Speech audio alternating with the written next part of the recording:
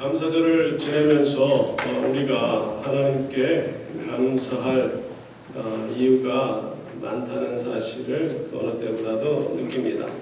1년 동안 우리의 건강을 지켜주셨고 직장에서 일을 할 수 있게 하셨으며 더위와 추위를 피할 수 있는 거처를 허락하시는 많은 은혜를 베풀어 주셨는데 그 무엇보다도 우리가 하나님께 항상 감사할 이유는 바로 독생자 예수 그리스도를 우리에게 보내주시어 우리의 제 문제를 해결해 주셨다는 사실입니다. 오늘 본문을 통해서 하나님께서 어떻게 우리에게 가장 큰 사랑을 보여주시는지를 먼저 살펴보고 그 큰 사랑을 받은 우리들은 어떤 삶을 살아야 하는가를 살펴보기를 원합니다. 오늘은 3포인트 설문이 아니라 2포인트 설문인데요. 두 번째 포인트에 그러면 어떤 삶을 살아야 되는가 세 가지 삶, 곧 주님 안에 거하는 삶, 사랑하는 삶, 그리고 열매 맺는 삶에 관해서 살펴보기를 원합니다. 첫 번째 포인트, 먼저 하나님의 사랑에 관해서 살펴보기를 원합니다. 하나님의 크신 사랑은 독생자 예수 그리스도를 우리를 위하여 이 땅에 보내주시어 십자가에 달려 보혈의 피를 흘리시고 우리의 죄를 사하신 이 사건을 통해 잘 나타내고 있습니다. 오늘 본문 13절에서 언급하고 있듯이 사람이 친구를 위하여 자기 목숨을 버리면 이보다 더 큰 사랑이 없다 말씀하십니다. 바로 예수 그리스도께서 당신의 친구를 위하여 목숨을 아낌없이 십자가에서 바치셨습니다. 그분의 친구가 누구입니까?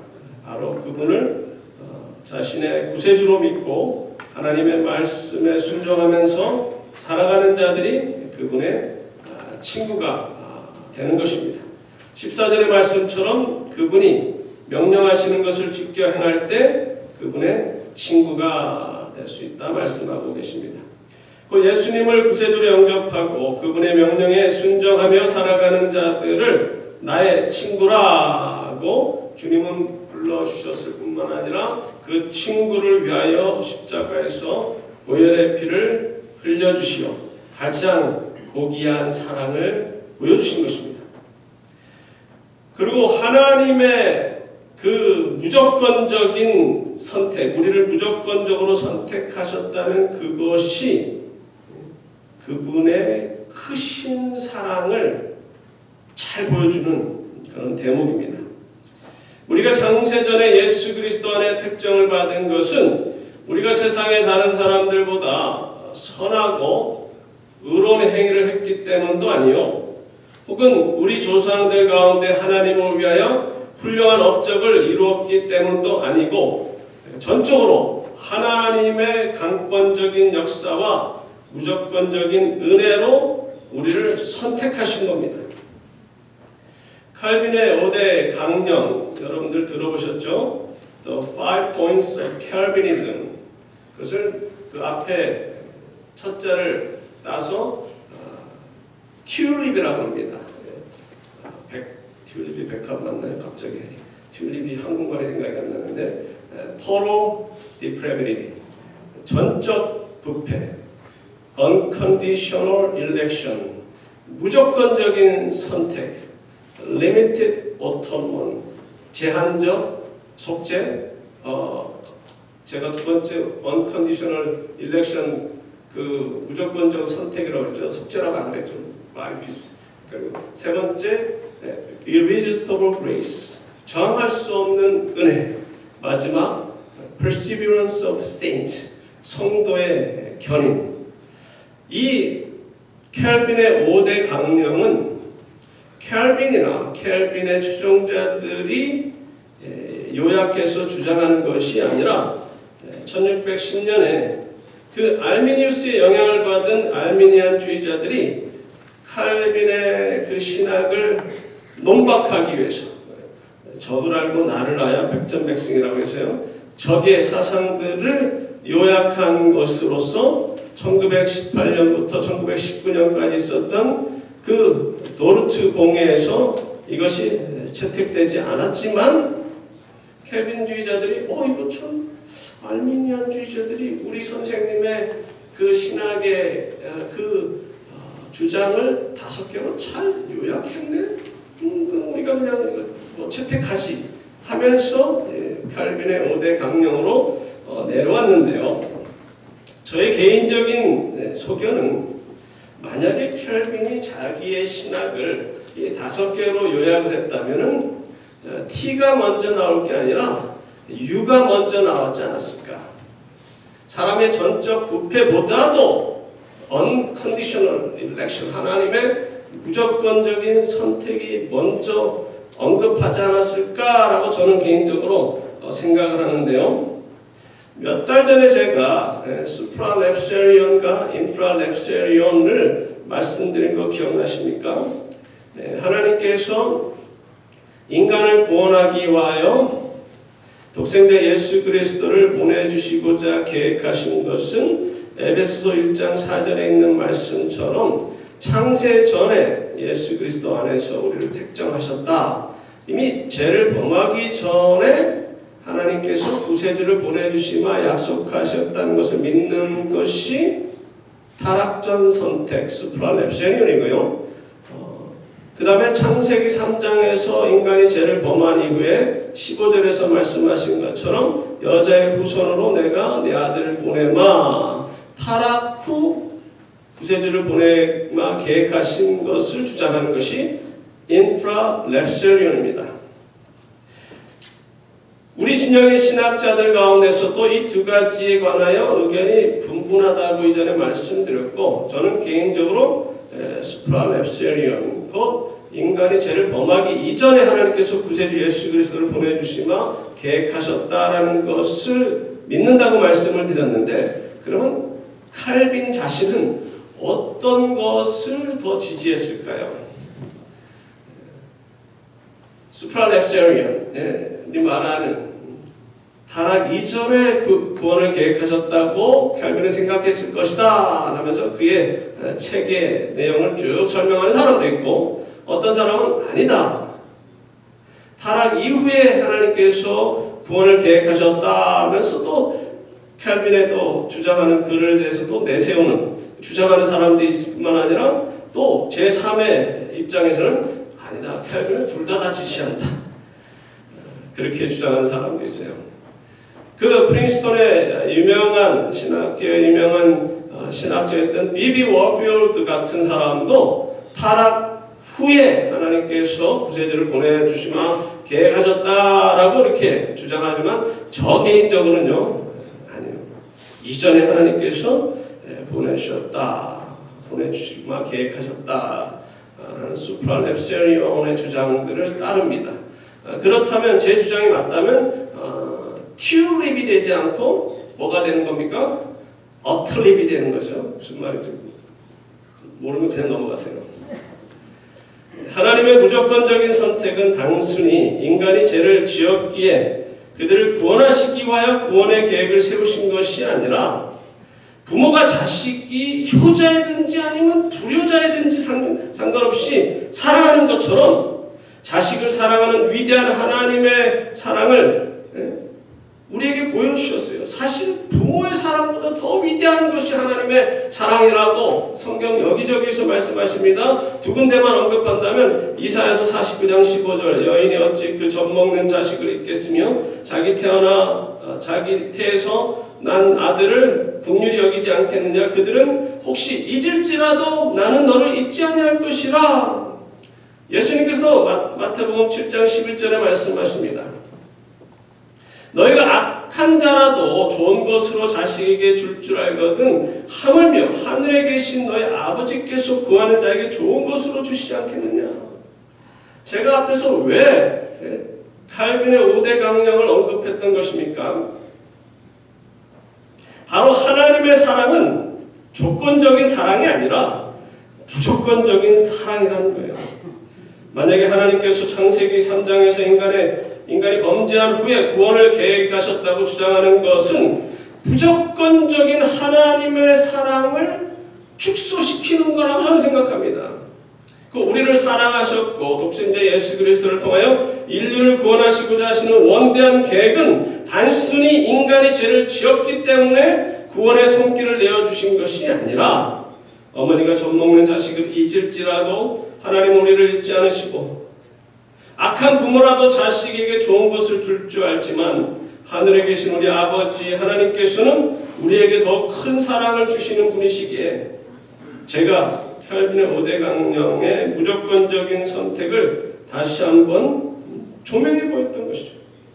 조금 어려운 부분인데 여러분들 이해가 되십니까? 제가 쉽게 예화를 하나 만들었는데요. 어떤 사람이 큰 범죄를 지었어요. 그래서 법정 최고형을 받아서 평생 감옥에 무기지정을 당하든지 사형을 당할 그런 상황에서 아버지가 세상에서 가장 유능하고 비싼 변호사를 하열해서 자기 아들을 꺼냅니다. 감옥에 가지 않게 해줍니다. 그때 그 아들이 이야 우리 아버지가 이렇게까지 그렇게 돈 아끼시는 우리 아버지가 가장 비싼 변호사를 사서 나를 꺼내주셨구나. 내 아버지가 나를 정말 사랑하는 줄 이제 알았다라고 말한다면 그 아들은 아버지를 너무 몰랐던 거죠. 이미 아버지는 아들을 사랑합니다. 뭐 돈을 아껴서 아들에게 돈을 많이 주지 않고 그랬다 할지라도 아버지의 사랑을 과소평가해서는 안 된다는 거죠. 죄를 범하고 변호사가 구세주가 왔기 때문에 이제 하나님이 인간을 사랑해 이게 아니라는 거죠. 그분의 사랑을 잘 보여주는 비유가 탕자의 비유가 아닙니까? 오래전에 말씀을 드렸지만 그 비유는 탕자의 비유라고 부를 것이 아니라 아버지의 사랑에 관한 비유라고 해야 합니다. 집을 떠난 둘째 아들을 끝없이 기다리시고 무조건 받아주시는 아버지의 사랑. 동생을 이해하지 못하고 싫어하며 아버지의 잔치에 들어가길 싫어하는 또 다른 탕자, 큰아들에게도 자상한 사랑을 보여주시는 아버지의 사랑이 바로 우리 하나님의 사랑이십니다. 그리고 또한 놀라운 은혜, 놀라운 사랑이 오늘 본문에 언급되어 있는데요. 그것은 주 예수 그리스도께서 이 하나님의 놀라운 사랑과 은혜 그리고 하늘의 비밀을 우리에게 알려주시기를 원하신다고 15절에서 말씀하십니다. 이제부터는 너희를 종이라 하지 아니하리니 종은 주인이 하는 것을 알지 못함이라 너희를 친구라 하였노니 내가 내 아버지께 들은 것을 다 너희에게 알게 하였음이라. 우리를 친구로 삼아줄 뿐만 아니라 하나님이 말씀하신 것, 그 들은 것을 너희에게 알게 하신다. 얼마나 큰 은혜입니까? 주님께서는 하나님의 뜻을 알려주시기를 원하시고 또한 당신에 관하여 그리고 당신이 말씀하신 것을 누구를 통하여 생각나게 하신다고 말씀하십니까? 바로 하나님의 영이시며 예수님의 영이신 성령님을 통하여 비밀을 알려주시겠다고 약속하셨습니다. 요한복음 14장 16절 보혜사 곧 아버지께서 내 이름으로 보내실 성령 그가 너에게 모든 것을 가르치고 내가 너에게 말한 모든 것을 생각나게 하리라. 그리고 오늘 본문 뒤에 나오는 26절 내가 아버지께로부터 너에게 보낼 보혜사 곧 아버지께로부터 나오시는 진리의 성령이 오실 때 그가 나를 증언하실 것이요. 14장 26절 15장 26절 성령님의 중요한 사역을 언급하고 있습니다. 조금 전에 언급한 마태복음 7장 11절의 말씀과 동일한 말씀이 기록된 누가복음 11장 13절에는 좋은 것을 성령님이라고 말씀하십니다. 가장 좋은 선물 성령을 통하여 하나님의 뜻을 깨닫게 하시고 예수님이 가르치신 것을 생각나게 하실 뿐만 아니라 우리가 능력을 덧입어 주님의 사역을 잘 감당하게 하시어 장차 영원한 하나님의 나라에 들어가면 큰 상을 주시고자 하시는 하나님의 놀랍고 크신 사랑, 이 계획이 예수 그리스도를 통하여 그리고 성령님을 통하여 역사하신다는 거죠. 그리고 큰 두 번째 포인트, 이런 크신 하나님의 사랑을 받은 우리들은 앞으로 어떤 삶을 살아야 마땅합니까? 본문을 통하여 세 가지, 곧 주님 안에 거하는 삶, 사랑하는 삶, 그리고 열매 맺는 삶에 관해서 살펴보기를 원합니다. 이 세 가지 삶은 서로 나눌 수 없는 불가분의 관계입니다. 주님의 명령에 순종하여 서로 사랑해야 그분 안에 거하게 될 뿐만 아니라 많은 열매를 맺을 수 있게 되는 것이죠. 첫 번째, 주님 안에 거하는 삶. 본문은 포도나무의 비유의 일부입니다. 우리가 주님 안에 거하고 주님의 말씀이 우리 안에 거하면 과실을 많이 맺을 뿐만 아니라 무엇이든지 우리가 구하는 것을 주님께서 이루시겠다라는 놀라운 약속이 기록되어 있습니다. 그럼 주님 안에 거하는다는 의미가 뭡니까? 주님의 계명을 지키는 것이라고 본문은 말씀하시는데요. 주님 안에 거하는 의미를 두 가지 관점에서 생각할 수가 있습니다. 하나는 주님의 관점, 그리고 또 다른 나의 관점. 주님의 관점에서는 나무에 달려 있어야 그 나무가, 가지가 나무에 달려 있어야 그 나무에 속한 것이고 생명을 연장할 수 있으며 열매를 맺을 수 있듯이 우리가 주님 안에 거하는 것은 나의 모든 것, 내 생명, 내 생각, 내 소유, 모든 것이 주님께 속해 있다는 것을 깨달아야 하고 주님을 떠나서는 아무것도 할 수 없고 영적으로나 육체적으로 죽음 그 자체라는 것이죠. 그럼 두 번째 관점, 나의 관점으로 설명하기로 원합니다.